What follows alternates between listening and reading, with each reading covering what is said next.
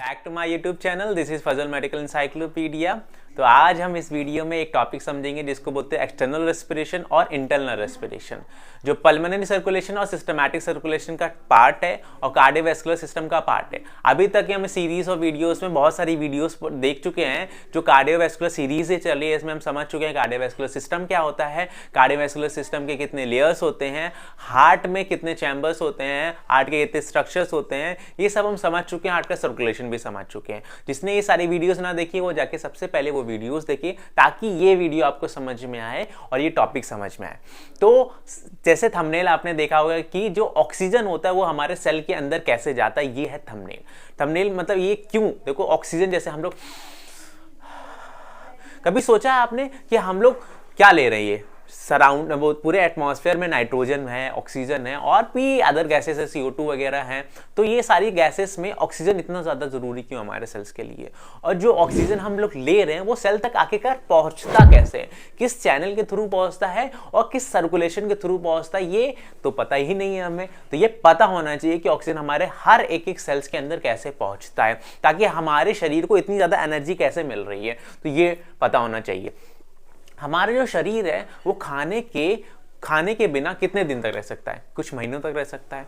और जो पानी है, पानी से कुछ दिनों तक रह सकता है। लेकिन ऑक्सीजन, अगर ऑक्सीजन नहीं है तो वो कुछ मिनट्स में ही हमारे सेल्स डेथ हो जाएंगे। तो ऐसा क्यों है आखिरकार ऐसा कि बिना ऑक्सीजन के हमारे जो सेल्स होते हैं वो डेड हो जाते हैं, वो डाई हो जाते हैं। क्यों सेल्स को इतना ज़्यादा ज़रूरी है ऑक्सीजन, ये हमारे लिए समझना बहुत ज़रूरी है। और ऑक्सीजन सेल के अंदर कैसे जाता है वो हमारा ज़रूरी है समझना। तो जो ऑक्सीजन होता है, एक सेल, हमारी पूरी बॉडी किससे बनी हुई है, पूरा बॉडी एक सिस्टम है ना, ये पूरी बॉडी 12 पेयर्स ऑफ सिस्टम, ठीक है, 12 सिस्टम्स है। वो सेल से क्या बनता है, और सेल से टिश्यू बनता है, टिश्यू से ऑर्गन, ऑर्गन से सिस्टम, सिस्टम से पूरी बॉडी बनी हुई है। तो हर एक सेल्स को काम करने के लिए एक एनर्जी चाहिए होती है। हमारे शरीर को काम करने के लिए एक एनर्जी चाहिए। मैं बोल रहा हूं तो मेरे जो टंग है उसको भी एनर्जी चाहिए, जो दिमाग सोच रहा है उसको भी एनर्जी चाहिए, बोलने को यहाँ पर ये जो मसल्स है उसको भी एनर्जी चाहिए। तो एनर्जी दे कौन रहा आखिरकार, तो आपको जैसा पता होगा कि वो ग्लूकोज से मिलता है। बेसिकली जो ग्लूकोज होता है वो सेल्स के अंदर जाता है, माइटोकॉन्ड्रिया का पावर हाउस ऑफ सेल बोलते हैं ना, तो वहां से क्या निकलता है, ATP। अब ATP मिलता कैसे है ये समझना जरूरी है। तो ग्लूकोज जाता है, वो टूटता है, ठीक है, उससे क्या बनता है, ATP। तो किसके प्रेजेंस में बनता है, ऑक्सीजन के प्रेजेंस में बनता है। जब ऑक्सीजन और ग्लूकोज मिलते हैं तब उस जो होती है प्रोसेस, उसको बोलते हैं एरोबिक रेस्पिरेशन और सेलुलर रेस्पिरेशन भी बोलते हैं। इस प्रोसेस के हमें क्या मिलता है, एनर्जी मिलती है in the form of ATP, जिसको बोलते हैं एडेनोसिन ट्राइफॉस्फेट। अब इसी एनर्जी से हमारी पूरी बॉडी चलती है। बॉडी के बहुत सारे काम होते हैं, बहुत सारे मैकेनिज्म होते हैं, बहुत सारे चैनल्स वर्क करते हैं। बॉडी मतलब सेल्स की बहुत सारी एक्टिविटी इसी से परफॉर्म होती है, ये ऑक्सीजन से। बिना ऑक्सीजन के एक cell within a minute die हो सकता है। बिना ऑक्सीजन के पूरी बॉडी, पूरी ब्रेन जो सेल्स होती हैं वो तुरंत ही डेड हो जाएंगी। बिना ऑक्सीजन के हार्ट अटैक हो जाता है। हार्ट के अंदर अटैक कैसे होता है, ब्लड तो इंटरप्ट होता है, लेकिन बिकॉज ऑफ हाइपोक्सीमिया और हाइपोक्सिया ऑक्सीजन नहीं पहुंच पाता है सेल में, तो सेल की टिश्यू डैमेज हो जाती हैं, वो एकदम डेड हो जाती हैं। उसी के बाद हार्ट अटैक आ जाता है। तो जब ये ऑक्सीजन की डेफिशिएंसी होती है शरीर में, तब तक और वहाँ की सेल्स क्या हो जाती है, डेड हो जाती हैं। तो इसीलिए ऑक्सीजन बहुत ज़्यादा ज़रूरी है, क्योंकि उसका काम उसी से चलता है। जैसे डॉलर होता है, ठीक है, बिना डॉलर के आप कोई काम कर पाओगे। मतलब अगर US में हम देखें तो बिना डॉलर के आप कुछ खरीद पाओगे, अगर इंडिया में हम देखें तो बिना रुपीस के आप कुछ खरीद पाओगे। तो ये क्या है, करेंसी है जिससे आप काम कर पा रहे हो। तो वैसे ही हमारे शरीर में एक करेंसी है जिसको बोलते हैं ATP। बिना ATP के कोई भी काम नहीं होगा। तो ATP बनाता कौन है, वो बनाता है ऑक्सीजन। किसके साथ, ग्लूकोज के साथ मिलकर एनर्जी बनाता है जो है ATP। उसी ATP से हमारे शरीर का काम चलता है। तो आखिरकार ये ऑक्सीजन इतना जरूरी है, हमने समझ लिया। लेकिन अब ये ऑक्सीजन हमारे शरीर में पहुंचता कैसे, हम सांस ले रहे, सांस छोड़ रहे, प्लांट्स को चाहिए CO2, हमें चाहिए ऑक्सीजन। तो प्लांट्स क्या दे रहे हैं, ऑक्सीजन दे रहे हैं, और वो ऑक्सीजन हम ले रहे हैं, और हम CO2 छोड़ रहे हैं और उनको CO2 चाहिए। तो जो O2 हम लोग ले रहे हैं, सराउंडिंग में एटमॉस्फेयर में अगर हम देखें तो ज्यादा जो अमाउंट है वो नाइट्रोजन का है, उसके बाद ऑक्सीजन का। तो 21% ऑफ ऑक्सीजन जो फ्रैक्शन होता है वो एटमॉस्फेरिक ऑक्सीजन हम लेते हैं, इनहेल करते हैं। अब वो आखिरकार नोज से ले रहे, लंग्स तक तो हमें पता जा रहा है, लेकिन लंग्स से पूरे बॉडी हाथ की ये फिंगर्स है, यहाँ भी सेल्स होंगी, हेयर में भी सेल्स होगी, हमारे कान के अंदर भी सेल्स होगी, हमारे पैर के अंदर भी सेल्स होगी। तो वहां तक आखिरकार पहुंचता कैसे, वो आज हम इस वीडियो में समझेंगे। तो आज ये है एक्सटर्नल रेस्पिरेशन और इंटरनल रेस्पिरेशन। जब हम सांस लेते हैं, अगर देखो जैसे ये ड्रॉप्स बनाती मैंने, ठीक है, ये है O2, ठीक है। ये O2 क्या होता है, जब हम सांस लेते हैं, इनहेलेशन जिसको बोलते हैं, और इंस्पिरेशन बोलते हैं। तो जब हम सांस लेते हैं तो यही इंस्पायर ऑक्सीजन कहाँ जाता है, ट्रैकिया और ब्रोंकाई के थ्रू हमारे कहाँ जाता है, लंग्स में जाता है, दोनों लंग्स में जाता है। अब इन लंग्स में होता है जिनको बोलते हैं एल्वियोलाई, ठीक है। अब इनको टाइनी, जैसे ग्रेप्स देखा होगा, अंगूर देखा होगा, अंगूर में क्या होता है, अंगूर में ये यहाँ से उसकी वो ब्रांचेस आती हैं, फिर वहां पर छोटे छोटे बैलून लाइक होते हैं अंगूर में, तो वैसे ही यहाँ पर भी होती है, जिसको बोलते हैं एल्वियोलाई, आखिरी एंड में, ठीक है, जिसको टर्मिनली ब्रोंकाई बोलते हैं। और उसी को structure function fundamental union of respiratory system बोलते हैं, क्योंकि एक्चुअली में वहीं पर क्या होता है, देखो हार्ट का काम है पंप करना और लंग्स का काम है सिर्फ और सिर्फ क्या करना, हमारे शरीर को ऑक्सीजन देना, transportation of oxygen and CO2, यही काम होता है, इससे ज्यादा कुछ काम नहीं होता है, ठीक है। तो लंग्स में जैसे हम लोग ये ऑक्सीजन ले रहे हैं तो ये लंग्स तक आते हैं। वहां पर एल्वोलाई के बाहर क्या होते हैं, जैसे एल्वोलाई होती है तो वहां कैपिलरी बेड होती है, उसी जैसे ये एल्वोलाई है तो एल्वोलाई की सराउंडिंग क्या होती है, कैपिलरीज। अब कैपिलरीज क्या होती है ये नहीं पता है तो आगे जाके मैं बताऊंगा। कैपिलरीज में क्या होता है, आर्टरीज और वेन्स साथ में अटैच होती हैं, ठीक है। अब इन्हीं कैपिलरीज में क्या होता है कि जब हम जो O2 ले रहे हैं तो ये O2 अंदर आ रहा है, ठीक है। तो अंदर आएगा तो किस में आएगा, यहां से ट्रैकिया में गया, ट्रैकिया से ब्रोंकाई, ब्रोंकाई से प्राइमरी, सेकेंडरी, टर्शरी ब्रोंकाई के बाद आता है टर्मिनल, ठीक है, जिसको बोलते हैं एल्वोलाई। अब यहां तक एल्वोलाई तक पहुंचेगा, यहां तक क्या पहुंचेगा, O2। अब O2 यहां पहुंच रहा तो हमारे शरीर से वेस्ट, अब देखो हार्ट में क्या होता है, राइट एट्रियम डीऑक्सीजनेटेड ब्लड, जो मैं समझा चुका हूं पहले, राइट एट्रियम से राइट वेंट्रिकल में जाता है और राइट वेंट्रिकल से पल्मोनरी आर्टरीज के थ्रू कहां जाता है, डीऑक्सीजनेटेड ब्लड कहां जाता है, लंग्स में जाता है। अब लंग्स में क्या जा रहा है, डीऑक्सीजनेटेड मतलब CO2, यहीं का CO2 ये वाला डीऑक्सीजनेटेड। अगर पल्मोनरी ये देखें हम लोग यहाँ का, तो यहां से क्या आ रहा है, यहां से आ रहा है CO2 हो रहा है, वो कहां आ रहा है, हार्ट से, ठीक है। सर्कुलेशन जो वेस्ट होता है, पूरा वेस्ट से, देखो जो CO2 होता है वो बायो प्रोडक्ट, वो वेस्ट होता है, वो हमारे शरीर से निकलना जरूरी है और O2 हमारे शरीर के अंदर आना जरूरी है। तो O2 इंस्पायर हम लोग करते हैं इंस्पिरेशन के थ्रू, इंस्पिरेशन प्रोसेस के थ्रू ये O2 हम लोग इंस्पायर करते हैं, वो जाता है लंग्स में, लंग्स में जाता है एल्वोलाई में, टर्मिनल ब्रोंकाई एल्वोलाई में जाता है, ठीक है। और जो CO2 होता है वो हार्ट से आता है, ठीक है। हार्ट से कहां जाता है, पल्मोनरी आर्टरीज के थ्रू आता है यहां से। तो क्या होता है, ऑक्सीजन यहां पाया और CO2 यहां से पल्मोनरी से आया, ठीक है। तो क्या होता है, जो CO2 होता है ये यहां से आता है, तो ये वाला जो CO2 है, अब बेसिकली जो एल्वोलाई होती है वो मेडअप होती है सिंपल स्क्वेमस एपिथेलियम टिश्यू की बनी हुई है, ठीक है। तो जो CO2 होता है वो जाता है कहां पर, एल्वोलाई में जाता है, और जो O2 होता है वो कहां आता है, एल्वोलाई से आर्टरीज में जाता है। किसमें जाता है, O2 जो होता है वो जाता है किसमें, आर्टरीज में जाता है, मतलब आर्टरीज कैपिलरीज में जाता है, आर्टरियोल्स में जाता है, ठीक है, और CO2 में जाता है। और जब O2 जो ऑक्सीजन होता है, जब हीमोग्लोबिन मतलब हीमोग्लोबिन के साथ अटैच होता है, उसको ऑक्सी हीमोग्लोबिन बोलते हैं, तभी जो आरबीसी होता है उनका कलर हो जाता है रेड। और जैसे ही ऑक्सीजन आरबीसी को छोड़ते हैं तो उनका कलर हो जाता है एकदम डार्क ब्लू कलर का हो जाता है, इसलिए ब्लू और रेड होता है, ठीक है। तो इसको समझो, जो हम लोग ऑक्सीजन ले रहे हैं वो ब्रोंकाई से, मतलब ट्रैकिया से ब्रोंकाई, ब्रोंकाई से टर्मिनल एल्वोलाई तक जाता है वही ऑक्सीजन। अब ऑक्सीजन एल्वोलाई तक गया तो वो ऑक्सीजन कहां जाता है, आर्टरीज में जाता है, आर्टरीज के आर्टरियोल्स में, आर्टरीज मतलब कैपिलरीज वाली में। और जो CO2 होता है जो हार्ट से आ रहा है वो कहां जाता है, एल्वोलाई में जाता है। इसी को बोलते हैं एक्सचेंज ऑफ CO2 और O2। अब ये हो कैसे रहा है, इस प्रोसेस को बोलते हैं डिफ्यूजन, ठीक है। डिफ्यूजन मतलब क्या होता है, higher concentration to lower concentration. जब कोई भी मॉलिक्यूल सब्सटेंस हायर कंसंट्रेशन में होता है और वो लोअर कंसंट्रेशन में आता है, तो अब वही मैकेनिज्म यहां अप्लाई होता है, ठीक है। एल्वोलाई में सबसे ज्यादा क्या है, हम लोग जब इंस्पायर करते हैं तो सबसे ज्यादा क्या है, O2 है, ठीक है, सबसे ज्यादा O2 है, ठीक है। और जो कैपिलरीज होती हैं, ठीक है, जो आ रही हैं, उनमें सबसे ज्यादा क्या होता है, CO2 होता है। तो हायर कंसेंट्रेशन O2 का वहां ज्यादा है और CO2 का यहां पर ज्यादा है, तो उसको बैलेंस करना होता है कि हमारे शरीर में हर चीज क्या करती है, इक्विलिब्रियम मेंटेन करती है, बैलेंस का काम करती है, जिसको टर्म बोलते हैं होम्योस्टैसिस। हमारे शरीर का एक एक सेल एक काम करने की कोशिश करता है, जिसको बोलते हैं होम्योस्टैसिस, बैलेंस करने का काम। और हम इंसान क्या करते हैं, उसी को खराब करने का काम करते हैं। तो O2 का कंसंट्रेशन ज्यादा है यहां पर एल्वोलाई में, तो वो जाता है कहां पर जाता है, कैपिलरीज में। CO2 का कंसंट्रेशन कैपिलरीज में ज्यादा है, तो वो कहां जाता है, एल्वोलाई में। इसी को बोलते हैं एक्सचेंज ऑफ, ठीक है, इसको बोलते हैं CO2 उधर जाता है, ठीक है, और O2 वापस आता है कैपिलरीज में। अब ये वापस कहां जाता है, कहां जाता है, पल्मोनरी वेन्स के थ्रू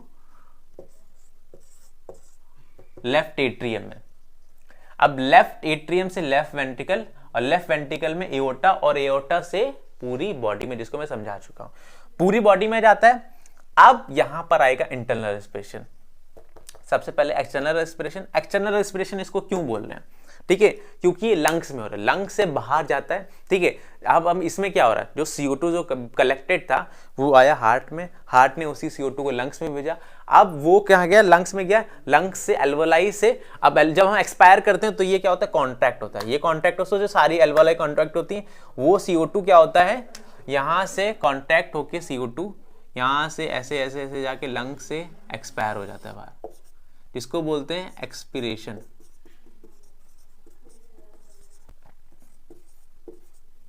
तो जो CO2 होता है वो एक्सपायर हो जाता है लंग से बाहर, ठीक है। एक्सटर्नल रेस्पिरेशन, एक्सटर्नल रेस्पिरेशन में क्या होता है कि जब एक्सटर्नली मतलब जब लंग्स में क्या होता है, रेस्पिरेशन होता है। रेस्पिरेशन मतलब होता है एक्सचेंज ऑफ गैसेस, किसका, O2 और CO2 क्या होते हैं, वो एक्सचेंज होते हैं। जब इंस्पायर करते हैं तो वो ऑक्सीजन क्या होता है, एल्वोलाई से कैपिलरीज से हार्ट में जाता है, और जो हार्ट जो पंप करता है जो CO2 वो कहां जाता है, एल्वोलाई से ट्रैकिया ब्रोंकाई से, और हम उसको जब एक्सपायर करते हैं और जब एक्सपीरेशन करते हैं बेसिकली, तो तब वो CO2 हमारे शरीर से बाहर निकल जाता है। और क्यों निकलना जरूरी, क्योंकि वो वेस्ट है। जैसे घर में कचरा जमता है तो उसको हम बाहर निकालते हैं, तो वैसे ही शरीर का एक कचरा है जो CO2 है वो हमारे शरीर से बाहर निकलना चाहिए।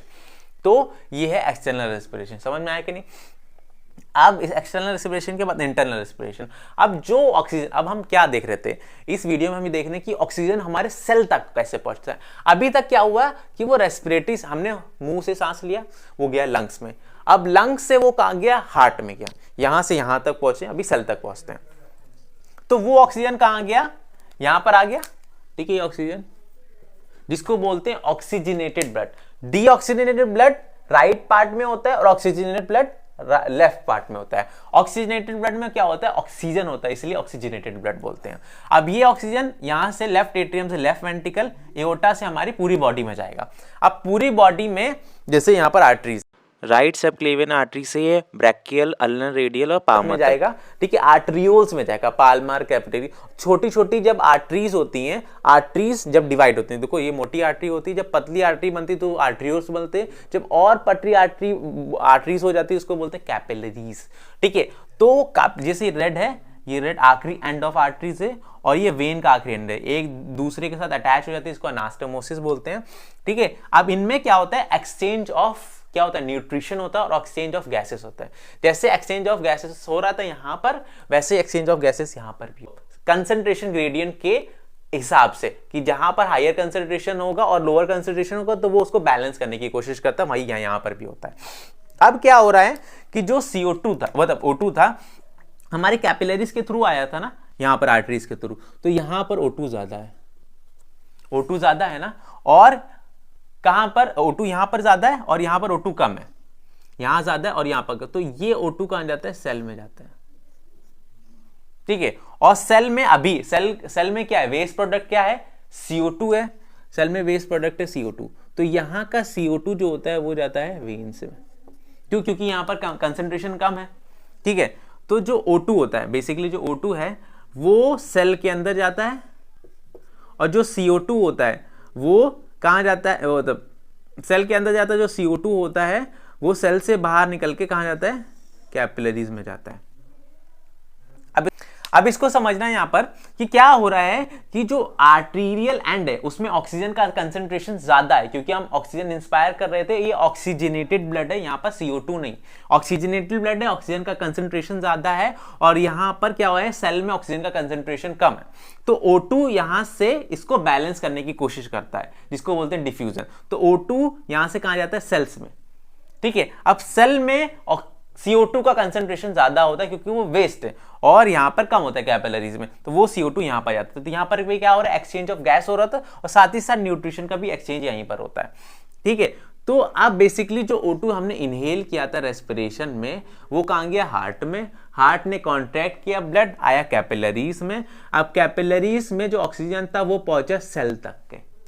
ये थी हमारी जर्नी कि आखिरकार जो ऑक्सीजन होता है वो सेल तक कैसे पहुंचता है। वो कैसे पहुंचता है, जब हम सांस लेते हैं तो लंग्स में जाता है, फिर लंग्स से वो जाता है हार्ट में, फिर हार्ट उसको पंप करता है, और वो पूरी बॉडी में हर एक एक सेल्स तक वो ऑक्सीजन पहुंच जाता है with the process of diffusion, diffusion और डिफ्यूजन प्रोसेस के थ्रू पहुंच जाता है।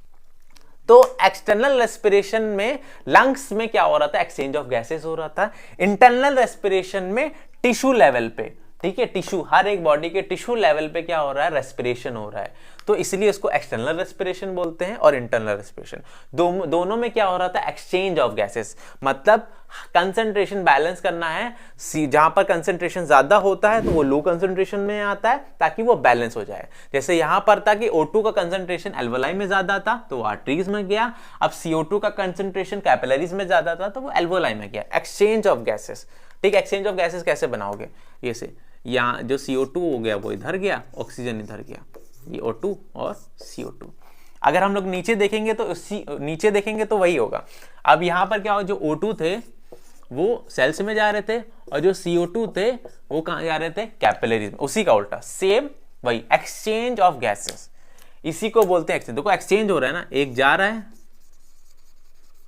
एक जा रहा है और एक आ रहा है, ताकि जो कंसंट्रेशन ग्रेडियंट है वो दोनों का बैलेंस रहे, इसी को बोलते हैं डिफ्यूजन, ठीक है।